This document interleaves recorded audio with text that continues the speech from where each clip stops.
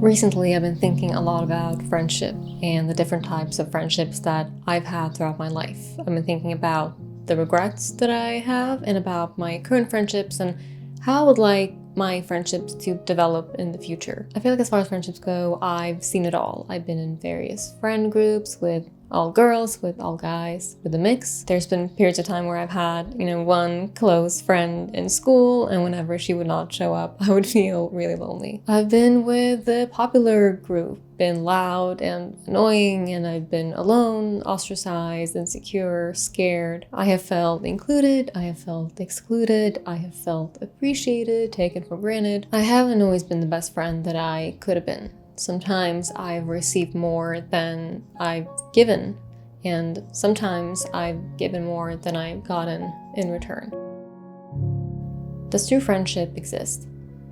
I've absolutely felt genuinely cared for by friends. I guess I've been lucky that way, having felt, comfortable crying in someone's arms or having them pick me up when me and my high school boyfriend broke up, and staying on the phone for hours and talking and planning surprises, and just had some really great experiences. But also, and I think like most people, I've definitely had periods in my life where I've felt quite pessimistic about the concept of friendship altogether, wondering if any two people can actually genuinely love, care, and value each other. I remember one experience in particular that made me wonder if there is really such a thing as a true friend, and I think I talked about this in a previous video or podcast, where I was at a party once hosted by a girl, let's call her Ella. Ella had a best friend, let's call her Sally. I didn't know either of them very well. On the outside, Ella and Sally were, the bestest of friends, more like sisters, the rare soulmate type of relationship. Now at this party, Sally introduced me to her boyfriend, let's call him Eric, and the three of us started chatting, and they told me the story about how they met. And their story was quite incredible,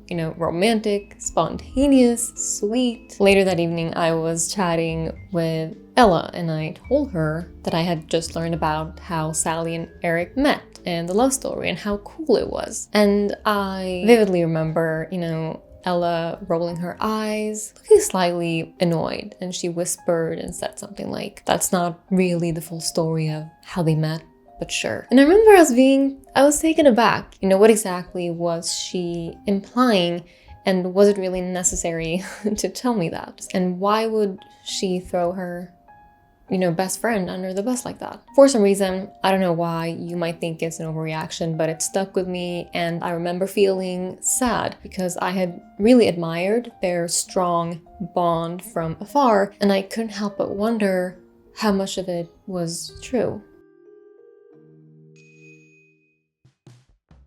Something that always helps me navigate through these feelings, and the main way that I even come up with these thoughts and ideas, is through my writing, through journaling. I'm so happy that Skillshare is our sponsor today. I have been on Skillshare for so many years now, and they have been supporting this channel basically from the beginning. I even have my own class on Skillshare. It is a class about journaling, and I really poured my heart into that one, and the response has been amazing, so feel free to check it out. The reason I've been using Skillshare for so many years is because they have such a variety of classes, and with each class you get to interact with other members and share your assignments, comment, and give feedback and input, and so it really is like a community of people who are all excited to learn and to grow. I also want to encourage you to try a learning path, which is a curated list of multiple classes for when you want to learn a specific skill, for example. I really like that because it makes it easy to track your progress and to stay motivated to reach your goal. Like this one right here called Self-Care Essentials, Embrace and Nurture the Real You. I really think this is such a great place to start now that we are entering a new year and you sort of want to get into it with the right mindset and with a sense of inner peace. Now you can join me and thousands of others on Skillshare. The first 500 people to use the link in my description box will get a 1-month free trial. Thank you again so much to Skillshare. What is a friend to you? I asked this question on my Instagram, and here's some of what you said.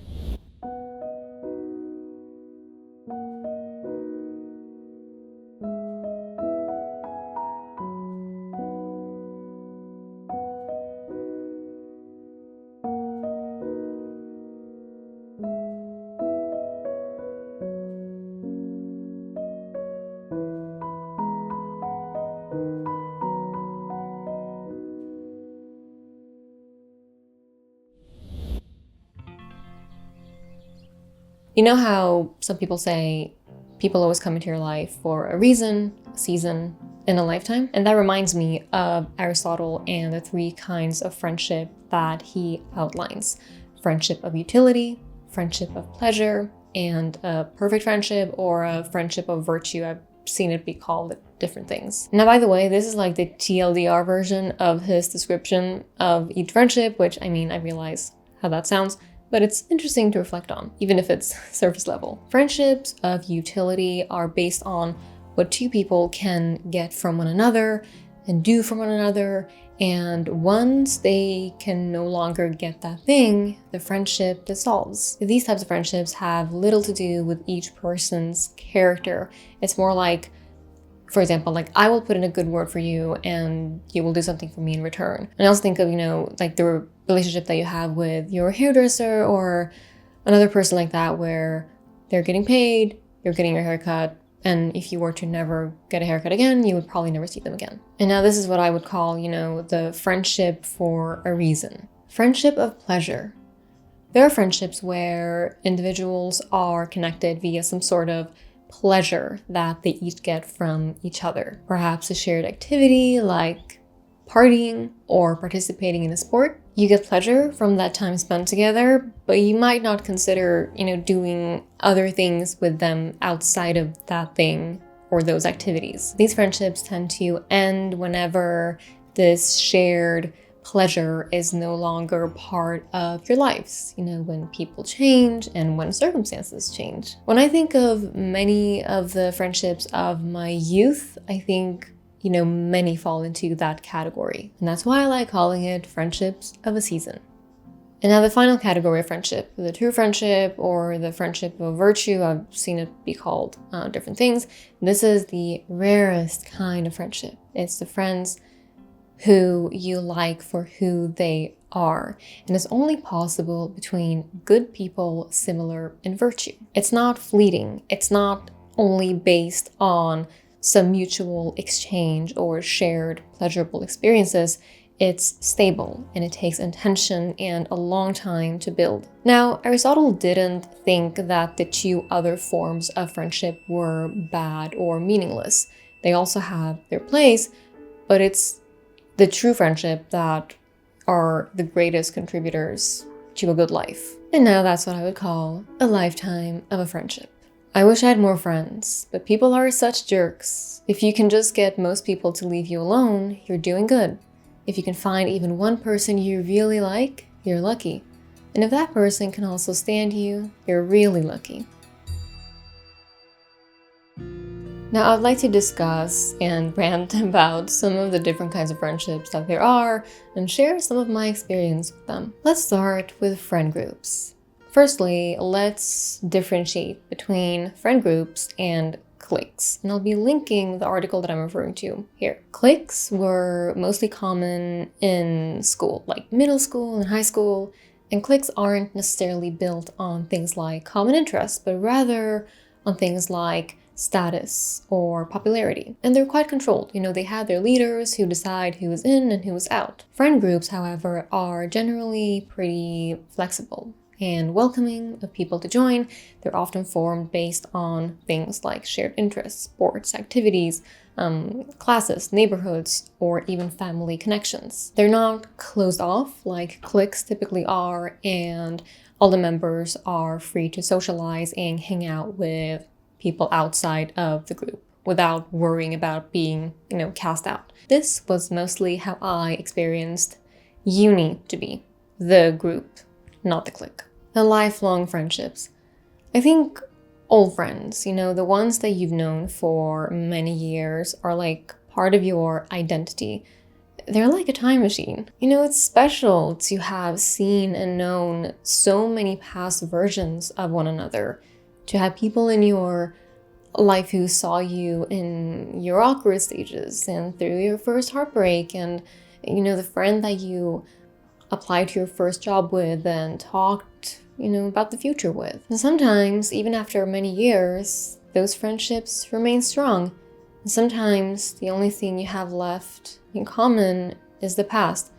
And it can take some time realizing that, or at least acknowledging that you realized it. I know I've held on to a friendship for that reason alone, our shared past, even though we had grown to become vastly different people, leading different lives, having vastly different outlooks on life, on the world, and on the future. And I kind of found myself realizing that they actually knew the past me better than the current me, and our current selves, had they met, without the history, would have probably never been friends. And so sometimes you drift, you let each other be, like a burning candle that you no longer feel like keeping lit, and so you leave it for the wind to blow out. And while it can be quite sad to have a friendship fade, not from memory where they will always live, but from your life, I do still believe that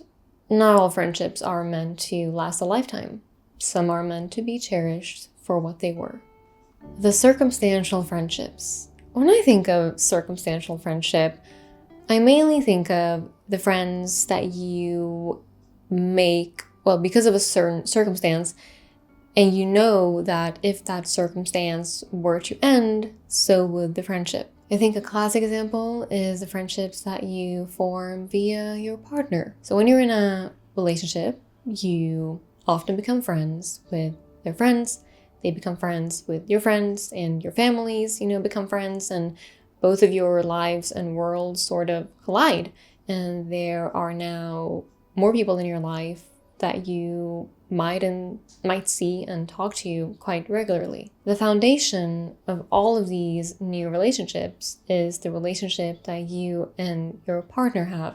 So there are two interesting things here. The first one is that no matter how close you might feel to, their friends and their family, they're actually your boyfriends or girlfriends, friends and family. It's always going to be him that they protect, that they side with, and that they prioritize. And then secondly, if the two of you split, in most cases, everyone else from their side will also disappear from your life. Low maintenance friendships. A term typically used to describe friendships which requires minimal effort to upkeep. It's the modern type of friendship, I like to call it, which makes our ancestors roll in their graves. I've seen a lot of TikTok and read plenty of articles on this topic and on how, we should really cherish our low effort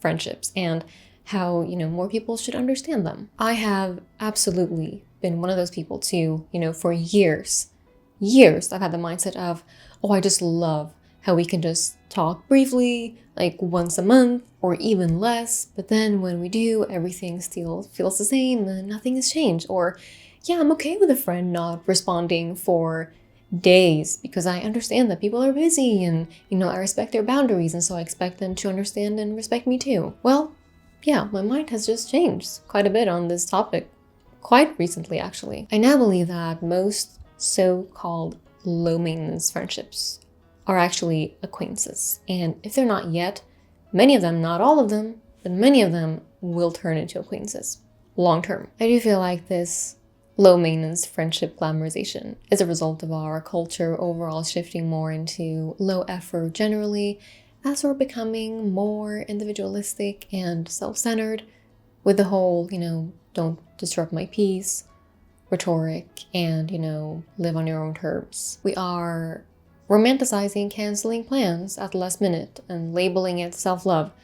We take 5 days or more to respond to a text because that's supposed to be okay. My experience, and you might not agree with this, please let me know, is that our sense of duty to one another is diminishing. Main character syndrome has become an epidemic, and that's supposed to be a good thing. Or, I'm just spending way too much time online. But even so, I think we have collectively become more hesitant about expressing our desire for, more contact with our friends, even when we want to have more contact with our friends, because we don't want to be too much, and we don't want to bother people, and we, want to give people space and whatnot. And now, of course, if both parties are satisfied with the frequency of contact, then I see no issue. And having acquaintances isn't, a bad thing either. It's not like I or most people desire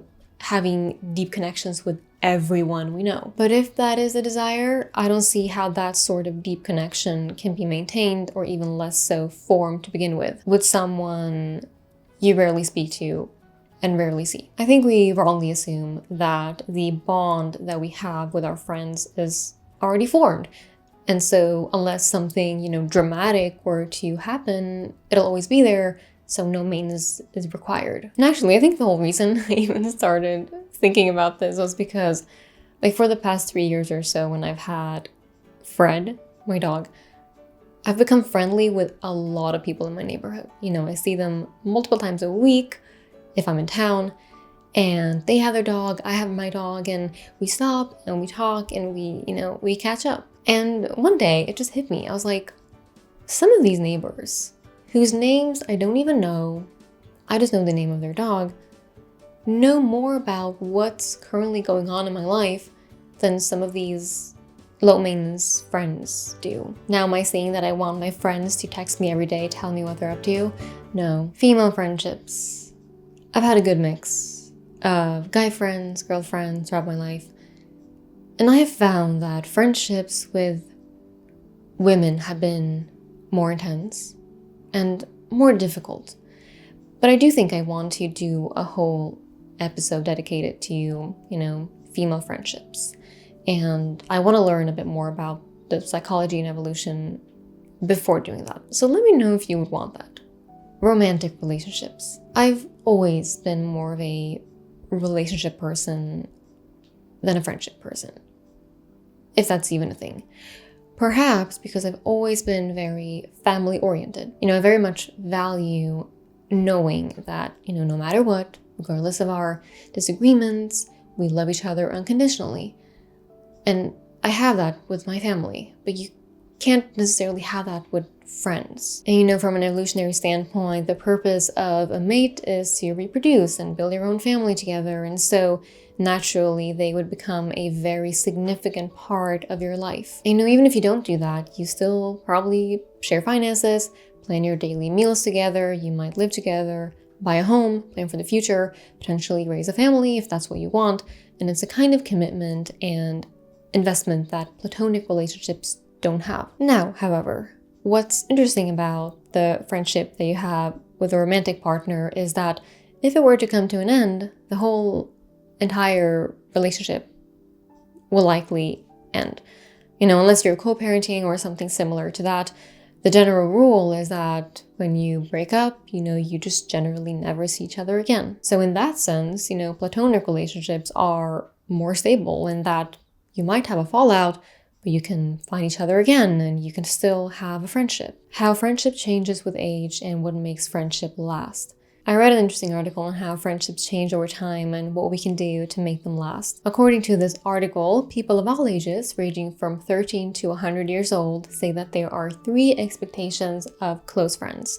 Somebody to talk to, somebody to depend on, and somebody to enjoy. They write that these 3 expectations remain the same, but the circumstance under which they're accomplished change. So in young adulthood, we generally have a lot of time for friends, and they are really important to us in that, they help us figure out who we are and, what's next in life. As you grow into adulthood, you don't have as much time anymore as things like family, romantic partners, and work take priority over friends. What seems to differentiate between those who grow apart from old friends and those who hold on to them is dedication and communication. I'm in an age where I've likely accumulated friends from different jobs, cities, activities, and so on, and these friendships fall into 3 categories: active, dormant, and a word that I cannot pronounce because English is not my first language: commemorative. Commemorative. The active ones are the ones that we keep in touch with regularly. It's the friends that you can call for emotional support and it wouldn't be weird. You keep in touch, you update each other on what's going on in your life, and so on. A dormant friendship is a friendship with history, and perhaps you haven't talked in a while, but you still consider them a friend. You would likely meet up, if the opportunity arose. A commemorative friend is someone you don't expect to hear from perhaps ever. But they still have a place in your life or they might have been important to you in the past, and so for that reason, you are still fond of them and you would still consider them a friend. The article also touches on social media and how some friends we only see online, and so it becomes a relationship based on storytelling rather than shared living. Not bad, just not the same. As I reflect on the people that I've met in my life, the friendships that I've formed, the ones that could have formed but never did, the ones that fizzled out, I recognize a few things, and I hope that by me sharing them, perhaps you can use my experience to make more well-informed decisions for yourself. I don't know. Let's start. If you have anything holding you back socially, like social anxiety, make it a priority to work on it. I've already made videos about this. If you're not familiar with social anxiety, good for you. It's like you feel like when you're talking to someone, every word that you say and the way that you look, all of that is being heavily judged. It's where you focus so much on yourself that you can't even really keep up with the conversation that you're having with the other person at all. Your mind is just fully occupied, wondering what others are thinking. And because I was dealing with social anxiety a lot, it led me to saying no to a lot of things instead of saying yes. It's meant that I've missed out on opportunities. It's meant that I haven't maintained certain connections. And I sometimes wonder what could have been had I not been held back by my anxiety, had I reached out, had I met up, had I gone to this place or that place. Learn to understand yourself. Part of my anxiety stemmed from this voice in my head telling me that I was different somehow. That I was different or weird, I guess, for, wanting to leave early, that I was different for needing alone time to recharge. I wasn't different. I was introverted like millions of other people, but no one talked about that. I had no idea for the longest time, or even understood at all, what introversion was, and learning about it was one of the most freeing things I did for myself. It just made me feel normal because I was. Your needs and your wants might change. You might thrive being alone. Maybe you are building your life in a way where you are in fact spending a lot of time alone and you're not really putting effort into your current friendships or making new friendships, because why would you? You're loving the solitude, and that's fine. But a few months down the line, it may or may not change. It may make you feel lonely, and so don't assume that one day that enjoyment of solitude won't stop.